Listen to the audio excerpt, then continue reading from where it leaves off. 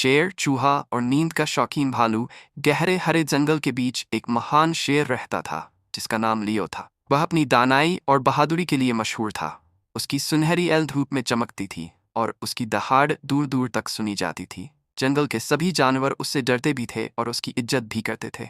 लियो का घर एक बड़ी चट्टान के ऊपर था जहां से वह पूरे जंगल पर नजर रखता था। उसी जंगल में एक छोटा सा चूहा रहता था जिसका नाम मिको था। मिको एक छोटे से बिल में रहता था जो एक पुराने बरगद के पेड़ के नीचे था।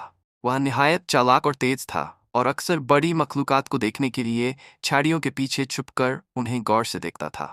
दूसरी तरफ जंगल के किनारे एक गुफा में भालू रहता था जिसका नाम बालो था। बालो को नींद बहुत पसंद थी और वह अक्सर पेड़ के नीचे या पानी के किनारे सोया हुआ पाया जाता था।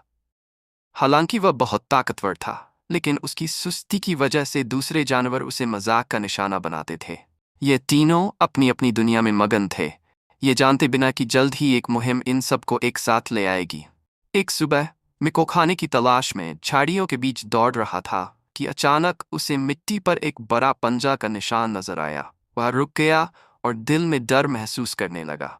ये निशान लियो का था, जंगल के बादशाह का। मिको ने सोचा कि शायद लियो करीब ही कहीं होगा। वह झाड़ियों के पीछे छुपकर देखने लगा। थोड़ी ही देर में उसने देखा कि शेर एक पेड़ के नीचे आराम कर रहा है। लियो की दुम आहिस्ता आहिस्ता हरकत कर रही थी और वह धूप में मजे से लेटा हुआ था। मिको ने हिम्मत की और थोड़ा करीब जाने की कोशिश की। अचानक लियो के कान खड़े हो गए और उसकी तेज नजरें मिको पर पड़ी। कौन है जो मेरी खामोशी को खराब करने की हिम्मत कर रहा है? लियो की गहरी आवाज गूंजी। मिको कांपने लगा, लेकिन फिर बोला, अफू व दरगुजर हुजूर, मेरा इरादा आपको परेशान करने का नहीं था, मैं तो बस यहाँ से गुजर रहा था। लियो मुस्कुराया। एक बहादुर छोटा चूहा है ना? ज्यादातर तो मुझे देखकर भाग जाते हैं। मैंने सुना है कि आप निहायत दाना और मुनसिफ बादशाह हैं। मिको ने जवाब दिया।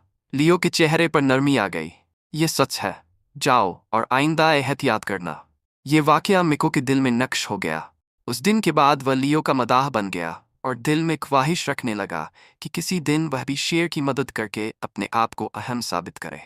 दूसरी तरफ बाल्डो अपनी गुफा में सो रहा था। जब वह जागा तो उसने फैसला किया कि दरिया के किनारे जाकर ताज़ा पानी पिएगा। लेकिन आज जंगल में कुछ अजीब था। परिंदे खामोश थे और हवा में एक अजीब सी खुशबू थी।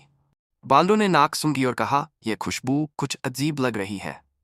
लेकिन थोड़ी ही देर में उसकी सुस्ती गालिब आ गई और वह पेड़ के नीचे दोबारा सो गया। लेकिन बाल्डो ये नहीं जानता था कि जंगल में शिकारी आ गए हैं और उन्होंने खतरनाक जाल बिछा दिए हैं। अगले दिन जब लियो अपने इलाके का जायजा ले रहा था तो अचानक वह एक शिकारी के जाल में फंस गया। जाल के रस्से उसे ऊपर खींचने लगे और वह हरकत करने के काबिल न रहा। लियो ने जोर से दहाड़ मारी, लेकिन रस्सी इतनी मजबूत थी कि वह उसे तोड़ नहीं पाया। मिको जो करीब ही था, यह आवाज सुनकर दौड़ता हुआ आया। उसने देखा कि शेर जाल में फंसा हुआ है। ये देखकर उसके दिल में अफसोस हुआ। फंस गए? लियो ने नजर उठाकर देखा और कहा, मिको, मैं शिकारी के जाल में फंस गया हूं, मेरी मदद करो। मिको सोच में पड़ गया। वह बहुत छोटा था, आखिर वह क्या कर सकता था? लेकिन फिर उसने लियो के एहसान को याद किया और फैसला किया कि वह कोशिश जरूर करेगा। मिको ने फौरन जाल की रस्सियों को काटना शुरू किया। उसके तेज दांत जाल को काटने लगे, लेकिन यह काम बहुत सुस्त था। इसी दौरान बाल्डो वहां पहुंच गया। जब उसने लियो को जाल में देखा तो कहा, यह क्या हो रहा है? आज तो नींद भी पूरी नहीं होने दी गई। बाल्डो ने अपनी ताकतवर पंजे से जाल को तोड़ने की कोशिश की, लेकिन वह भी नाकाम रहा। यह जाल बहुत मजबूत है, बाल्डो ने कहा। हमें जल्दी करनी होगी, मिको ने कहा। शिकारी किसी भी वक्त वापस आ सकते हैं। तीनों ने मिलकर कोशिश की। मिको ने जाल को काटने का काम जारी रखा। बाल्डो ने अपनी ताकत का इस्तेमाल किया और लियो ने उन्हें हिदायत दी। आखिरकार जाल टूट गया और लियो आज़ाद हो गया। इसी वक्त शिकारी की आवाज़ करीब आती सुनाई दी। हमें फौरन यहाँ से निकलना होगा, लियो ने कहा। मिको ने एक चालाक मंसूबा बनाया। वह शिकारी को जंगल के एक गहरे गड्ढे की तरफ ले गया जो पत्तों से ढका हुआ था। जब शिकारी वहां पहुंचे तो वे गड्ढे में गिर गए। लियो ने एक जोरदार दहाड़ मारी और शिकारी खौफ से भाग गए। इख्तिताम ये दिन जंगल की तारीख में यादगार बन गया। सब जानवरों ने इस जीत का जश्न मनाया और कहा, यह छोटा चूहा, ताकतवर भालू और अजीम शेर मिलकर हमारी हिफाजत के लिए खड़े हुए। उस दिन के बाद लियो, मिको और बाल्डो बेहतरीन दोस्त बन गए।